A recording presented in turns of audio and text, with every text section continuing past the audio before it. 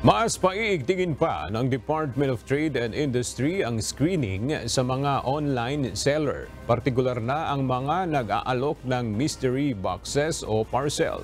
Layon ng hakbang na maasiguro pa rin ang proteksyon ng mga consumer at maitaguyod ang fair trade practices. Ayon sa DTI, dadaan sa masusing verification process ang mga online shop na nagbebenta ng mystery items kung saan ire-require ang mga ito na magbigay ng ebidensya o patunay ng source ng kanilang produkto.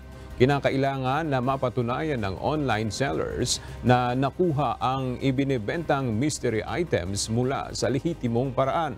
Babala ng DTI, maaring maparusahan ang mga iligal na nagbebenta ng mystery parcels alinsunod sa nakasaad sa anti-fencing law.